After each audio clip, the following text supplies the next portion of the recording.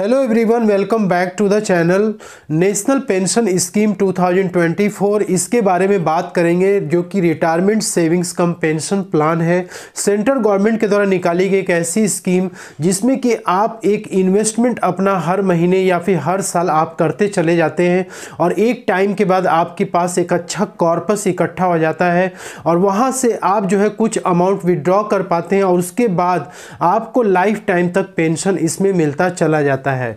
तो ये एक ऐसा प्लान है, एक ऐसी स्कीम है जिसमें कि सेंट्रल गवर्नमेंट की तरफ से आपके पैसे की पूरी सिक्योरिटी और सेफ्टी प्रोवाइड की जाती है। 2004 में सेंट्रल गवर्नमेंट ने नेशनल पेंशन स्कीम को लॉन्च किया था और उस समय सिर्फ और सिर्फ सेंट्रल गवर्नमेंट एम्प्लॉयज़ ही अपना इन्वेस्टमेंट इसमें कर पाते थे, कंट्रीब्यूशन दे पाते थे। इसके बाद 2009 में गवर्नमेंट ने इसको सारे सिटीजन्स के लिए जो है अवेलेबल करा दिया कि कोई भी सिटीजन, चाहे वो सेल्फ एम्प्लॉयड हो या फिर प्राइवेट सेक्टर का एम्प्लॉय हो, गवर्नमेंट एम्प्लॉय, कोई भी व्यक्ति नेशनल पेंशन स्कीम में पैसा इन्वेस्ट कर सकता है। अब इसे कंट्रोल करने के लिए एक रेगुलेटरी बॉडी भी बनाई गई, जो कि pension fund regulatory and development authority of India, जो कि सेंट्रल गवर्नमेंट की बॉडी है, जो कि पेंशन से रिलेटेड सारे वर्क को करती है। जो भी पैसा आप नेशनल पेंशन स्कीम में अपना इन्वेस्टमेंट करते हैं, सब्सक्रिप्शन करते हैं, वो पैसे को मैनेज करना, कहाँ कहाँ इन्वेस्टमेंट करना, सब इनकी रिस्पॉन्सिबिलिटी है।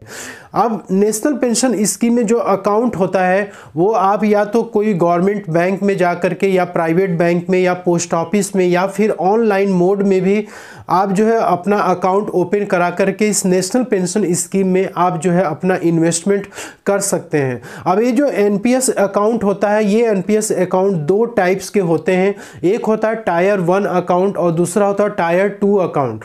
टायर 1 अकाउंट जो होता है ये आपका प्राइमरी अकाउंट होता है। जब भी आप अकाउंट्स ओपन कराने जाएंगे नेशनल पेंशन स्कीम में अपना इन्वेस्टमेंट करने के लिए, तो आपका सबसे पहले टायर 1 अकाउंट ही ओपन होगा, जो कि एक retirement savings cum pension plan का अकाउंट होगा। सेकेंड टाइप का जो अकाउंट होता है वो होता है टायर 2 अकाउंट। टायर 2 अकाउंट आप डायरेक्टली ओपन नहीं कर सकते। सबसे पहले आपको टायर 1 अकाउंट ओपन कराना होगा, जो कि रिटायरमेंट सेविंग कम पेंशन प्लान का होगा, और उसके बाद आपका ये टायर 2 अकाउंट ओपन होता है। टायर 2 एक जस्ट लाइक एक ऐड ऑन अकाउंट है, जिसमें कि कुछ फैसिलिटी आपको एक्स्ट्रा मिलती हैं। वो क्या फैसिलिटी मैं आगे डिस्कस करूंगा। और एक होता है प्रैन नंबर, जो कि परमानेंट रिटायरमेंट अकाउंट नंबर, ये आपके पास होना चाहिए। दो चीज़ें यदि आपकी हैं तो आप टायर 2 अकाउंट को ओपन करा सकते हैं।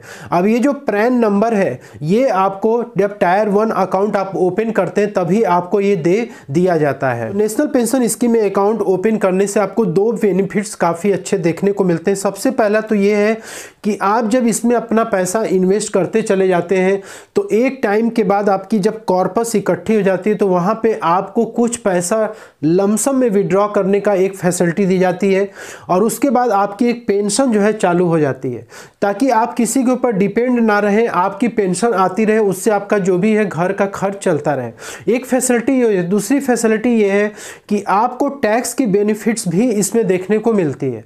और तीसरा जो इसका एक ड्रॉबैक है वो ये है कि आपको इसमें लॉन्ग टर्म तक इसमें इन्वेस्टमेंट करना पड़ता है और आपका पैसा जो है 60 ईयर्स तक इसमें लॉक होता चला जाता है। नेशनल पेंशन स्कीम का जो टायर 1 अकाउंट है वो आता है, और इसमें जो है आप 60 ईयर्स के लिए पैसा तो इसमें इन्वेस्टमेंट करते चले जाते हैं, आपका पैसा भी लॉक हो जाता है, लेकिन पार्शियल विड्रॉल की फैसिलिटी भी प्रोवाइड की गई है कि आप एनपीएस अकाउंट ओपन कराने के 3 साल के बाद आपका जो भी कॉर्पस है उसमें से आप 25% पैसा जो है विड्रॉ कर सकते हैं।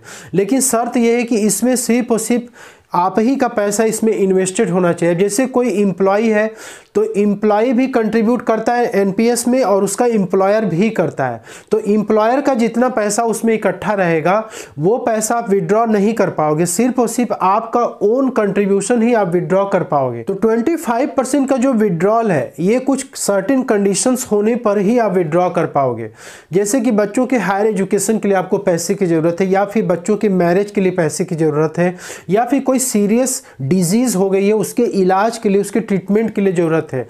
वो डिजीज़ भी मेंशन की गई है कि किस किस केसेस में आप यहाँ से पैसे को विड्रॉ कर सकते हैं। तो टायर 1 अकाउंट में आपको टैक्स बेनिफिट्स अवेलेबल कराया जाता है, चाहे आप इसमें पैसे को कंट्रीब्यूट करें या फिर यहाँ से आप विड्रॉ करें। ठीक दोस्तों, यहाँ पे जो टायर 2 अकाउंट है जस्ट लाइक एक सेविंग बैंक अकाउंट की तरह होता है। अब जैसे लेट सपोज कि आप जो है अपना पैसा सेविंग में नहीं रखना चाहते हैं, आप बल्कि एनपीएस के टायर 2 अकाउंट पे रखना चाहते हैं, वहाँ पे आपको रिटर्न अच्छा मिल रहा है, तो आप क्या कर सकते हैं कि अपनी ज़रूरत के मुताबिक आपको जब भी पैसे की ज़रूरत पड़ती है आप उसमें से विड्रॉ कर सकते हैं, जब भी ज़रूरत पड़े तो आप उसमें जमा कर सकते हैं। तो ये बेनिफिट आपको टायर 2 अकाउंट में देखने को मिलती है। लेकिन टायर 2 अकाउंट को ओपन करने के लिए जैसे मैंने बताया आपके पास पैन नंबर का होना जरूरी है। इसके बाद टायर 2 में आपको जो भी आप पैसा चाहे आप उसमें डिपॉजिट करें, चाहे आप वहाँ से विड्रॉ करें, कोई भी इंटरेस्ट वगैरह यदि आपको उस पर मिलता है तो किसी भी प्रकार की आपको टैक्स बेनिफिट टायर 2 अकाउंट में देखने को नहीं मिलेगी। इसके बाद बात करते हैं कि एनपीएस में जो रिटर्न होता है वो किस तरीके से आपको मिलता है।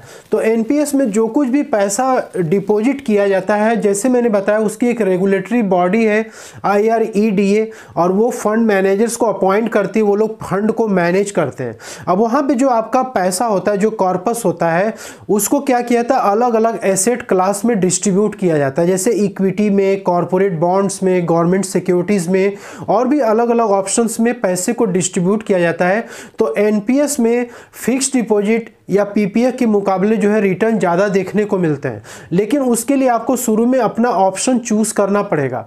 यदि आप हाई रिस्क लेना चाहते हैं तो आपको वहाँ पे ये चूज़ करना होगा कि आप इक्विटी में भी कुछ पोर्शन इस पैसे का इन्वेस्टमेंट करना चाहते हैं, क्योंकि यदि आप इक्विटी में आप यदि चूज़ करेंगे वहाँ पर ऑप्शन, तो आपका कुछ पैसा जो होगा इक्विटी में भी इन्वेस्टमेंट किया जाएगा, तो वहाँ पर आपको रिस्क थोड़ा ज़्यादा लेना पड़ेगा, तब आपको रिटर्न ज़्यादा देखने को मिलेगा। वहीं कॉर्पोरेट बॉन्ड्स में यदि आप जाएंगे तो वहाँ पे आपको मॉडरेट रिस्क लेना होगा, लेकिन मॉडरेट रिटर्न भी आपको वहाँ पे देखने को मिलेगा। और गवर्नमेंट सिक्योरिटीज़ का यदि आप ऑप्शन चूज़ करते हैं कि मेरा पूरा पैसा गवर्नमेंट सिक्योरिटी में ही केवल लगाया जाए, तो वहाँ पर आपको जो है लो रिस्क और लो रिटर्न देखने को मिलेगा। अब एनपीएस अकाउंट पे विड्रॉल का क्या रूल है। 60 ईयर जैसे ही कंप्लीट होता है, जैसे ही आपका एज कंप्लीट हो जाता है, तो आपका जो भी पैसा एनपीएस अकाउंट में पड़ा हुआ है इंटरेस्ट वगैरह के साथ में, उसका आप 60% जो है आप लमसम के तौर पे विड्रॉ कर सकते हो। रिमेनिंग 40% आपको वहाँ पे छोड़ना पड़ता है, ताकि आप पेंशन के तौर पे हर महीने आप उस पैसे को विड्रॉ करते चले जाएं जब तक आपकी लाइफ रहे। तो जब तक वो फंड यूटिलाइज नहीं हो जाता है तब तक आप पेंशन के तौर पे हर महीने पैसा आपको वहाँ पे मिलता रहेगा। यदि आपका टोटल कॉर्पस 5 लाख रुपए तक है, ठीक है, तो आप 60 ईयर्स कंप्लीट होने के बाद आप 100% वहाँ से पैसे को आप विड्रॉ कर सकते हैं। लेकिन 5 लाख के ऊपर यदि क्रॉस कर जाता है तो ऐसे केस में आपको 60% लमसम निकालना पड़ेगा और रिमेनिंग 40% आपको पेंशन के तौर पे आपको छोड़ना पड़ेगा। अब यहाँ पे इनकेस यदि जिस व्यक्ति का एनपीएस अकाउंट है यदि उसकी डेथ हो जाती है तो उस केस में पैसा किसको मिलेगा। तो शुरू में जब आप अकाउंट ओपन कराने जाते हैं एनपीएस का, तो वहाँ पे आपको नॉमिनेशन की फैसिलिटी मिलती है। तो वहाँ पे 3 नॉमिनी को आप ऐड कर सकते हो। आप चाहो तो अपने स्पाउस का, चिल्ड्रन का आप उसमें ऐड करा सकते हो कि इन केस यदि जो है जिस पर्सन का अकाउंट है यदि वो ना रहे तो ये जो पैसा है 60% लमसम वो मिल जाए और पेंशन भी उसको मिलता रहे। एनपीएस का जो अमाउंट है वो EEE बेनिफिट के साथ आता है। अब EEE बेनिफिट का मतलब होता है कि एनपीएस में जब आप कंट्रीब्यूशन करते हैं उस टाइम भी आपको टैक्स में छूट मिलती है। जब एनपीएस में पड़ा हुआ पैसा जब आप विड्रॉ करते हैं तो उस टाइम भी आपको छूट मिलती है। और उसके बाद एनपीएस में जो इंटरेस्ट आपका एक्यूमुलेट होता रहता है उस पर भी आपको छूट मिलती है। तो यहाँ पे जो 60% आप विड्रॉ करेंगे पैसा वो आपका टैक्स फ्री हो जाएगा और जो रिमेनिंग 40% जो पेंशन के तौर पे आपको मिलेगा हर महीने वो आपका टैक्सेबल होगा और स्लैब रेट से टैक्सेबल होगा। अब एनपीएस स्कीम में जो पैसा आप कंट्रीब्यूट करते हो, यानी कि आप जो भी पैसा इसमें अपनी इन्वेस्ट करते हो या फिर आपका जो एम्प्लॉयर है जिसके आप काम करो वो भी जो कंट्रीब्यूशन अपना देता है, तो ऐसे केस में क्या क्या टैक्स बेनिफिट्स आपको देखने को मिलता है ये काफ़ी इंपॉर्टेंट है। तो 2 तरीके के आपने देखा है कि इनकम टैक्स में ओल्ड टैक्स रिजीम और न्यू टैक्स रिजीम दोनों ऑप्शंस दिए गए हैं।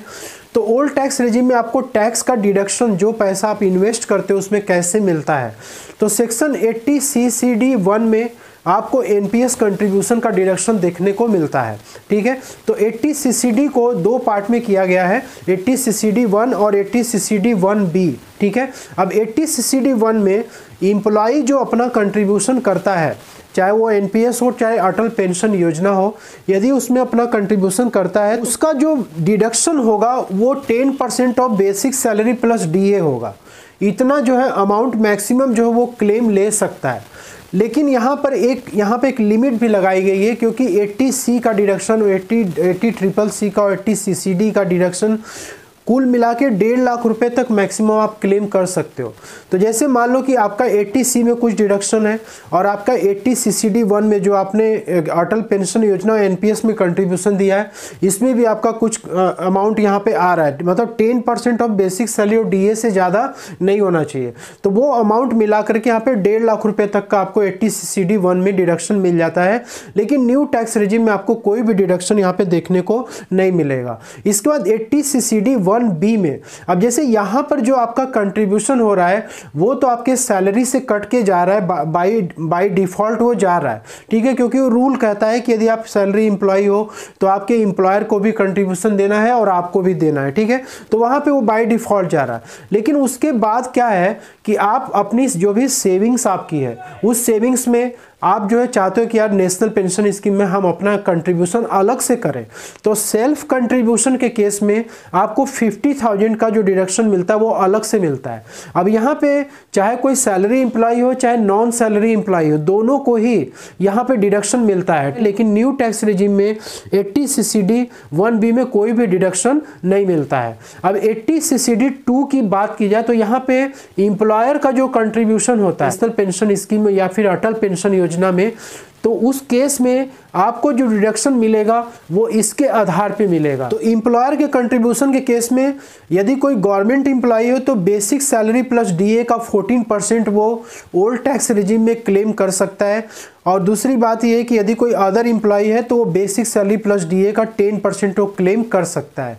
अब ये जो डिटेल्स है आपको, जैसे मैंने बताया, फॉर्म 16 से भी आपको मिल सकता है या सैलरी स्लिप से मिल सकता है कि आपका जो एम्प्लॉयर है वो कितना कंट्रीब्यूट कर रहा है, और फॉर्म 16 से पता लग जाएगा कि आपको कितना डिडक्शन उसमें क्लेम करने को मिल रहा है। वहीं पे यदि न्यू टैक्स रेजिम में यदि आप आएंगे तो 80 सीसीडी 2 में आपको यहाँ भी डिडक्शन देखने को मिलेगा।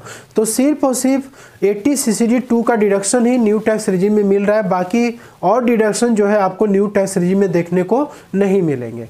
तो दोस्तों, नेशनल पेंशन स्कीम काफ़ी इंपॉर्टेंट है न्यू टैक्स रेजिम के लिए, क्योंकि यहाँ पे आपको यदि अपना कैलकुलेशन करना है तो टैक्स प्लानिंग में काफ़ी हेल्प करेगा। और इसके अलावा आप ओल्ड टैक्स रेजिम के साथ भी जाना चाहते हैं तो उसमें भी आपको एनपीएस का कंट्रीब्यूशन काफ़ी हेल्प करेगा। तो दोस्तों, वीडियो यदि अच्छी लगी है तो लाइक शेयर जरूर करिएगा। तो मिलते हैं नेक्स्ट वीडियो में, तब तक के लिए जय हिंद जय Bharat. Thank you so much for watching this.